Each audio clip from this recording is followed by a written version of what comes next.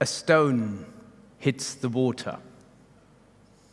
Where there was a mirror-like picture, now the surface is breaking. The water is leaning against gravity, and waves expand around the center. More and more waves arise, gaining in diameter and losing height. Our eyes perceive such a picture as harmonious, and I'm sure each one of you has stood by the bank of a lake and generated just this momentum. Watching waves leaves us in a soothing, almost mystical impression. But throwing a handful of pebbles into the water creates a chaotic picture at first, which is perceived not as harmonious, but as a dissonance. Pantarei, everything is flowing. This dogma by the famous philosopher and mastermind Heraclit, stating the continuous change in form and essence of things, was a thesis that was formative for the philosophy for centuries, offering a base and a starting point for the thinkers who followed him. Parmenides, by contrast, stated that the true essence of things was unalterable. The philosophers of 600 BC were far more than full-time thinkers and drinkers. They were scientists, schooled in mathematics, physics, chemistry, but also medicine, lyrics, and astronomy. They were the global embodiment of knowledge of their time. Today, we would call them universal geniuses or polymaths, an ability which is unimaginable by today's standards, since the amount of knowledge and its depth has multiplied. But back to the flow of everything. Despite all their education, all their knowledge, Heraclit and Parmenides lacked one thing: the gauges of our modern age. They knew about musical theory, but not about acoustics. In 460 BC, Democritus laid the foundation of the theory of atoms. But of course, he could not be aware of the consequence of his definition. Today we know everything Heraclit saw as a flow, we perceive as a vibration. Everything vibrates. Every object, every cell in your body is moving, is vibrating all the time, and is reacting to other vibrations around it. We can feel this effect when we stand close to a loudspeaker, because we can feel the bass transported through the air on our body, because the sound waves make the air in front of us moving. So what we perceive as a harmony or as a dissonance is the result of a mathematical equation rather than a pure human feeling. So if every object, the earth, even the sun, is vibrating, I began to wonder. I asked myself the question, what is my personal frequency? I'm not talking about my body.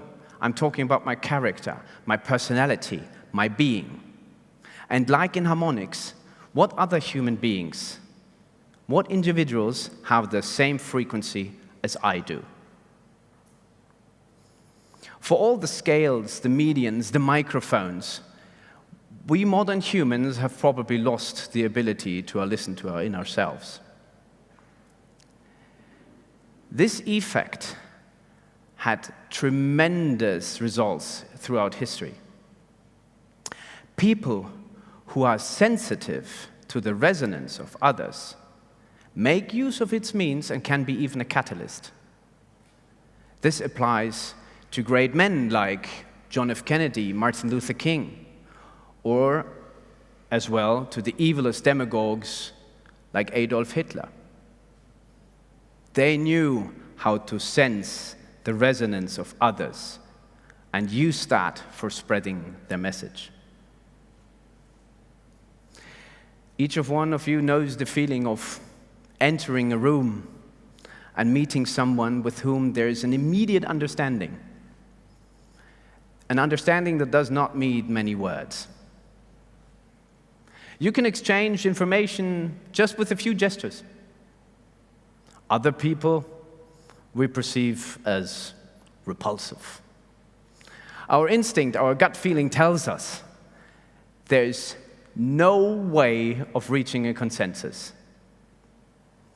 No way for any common ground, no matter what path of civility or social convention we follow. Have you ever seriously considered why this happens?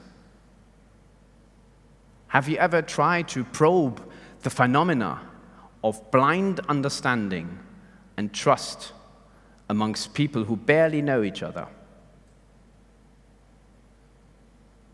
I found an answer amongst the many men and women serving in special units I've worked with around the globe. They're quite ordinary people, all of them different and unique. But yet there's this phenomena that especially soldiers worldwide describe.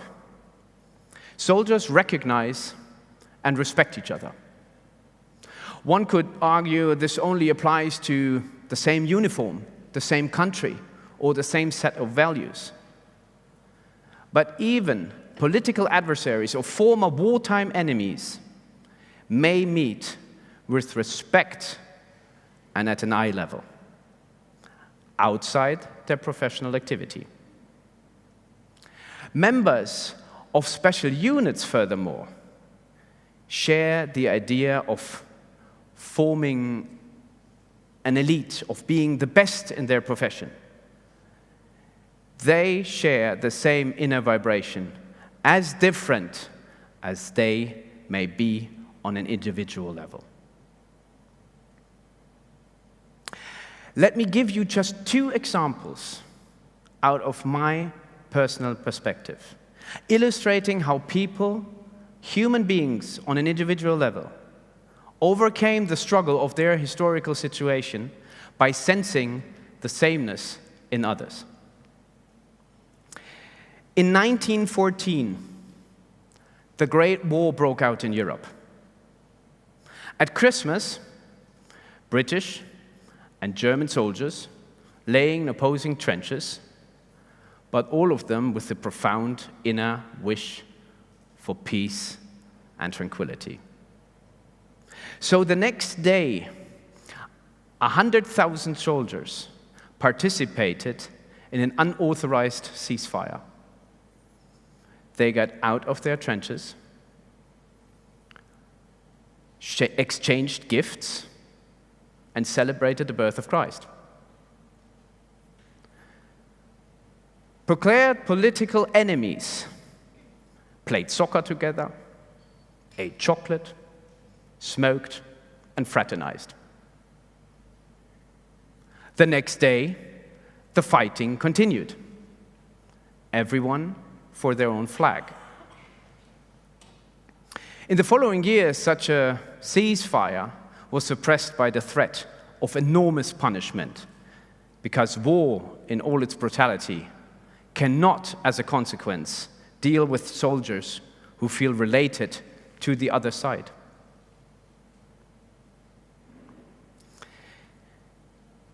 Example number 2 is even more astonishing.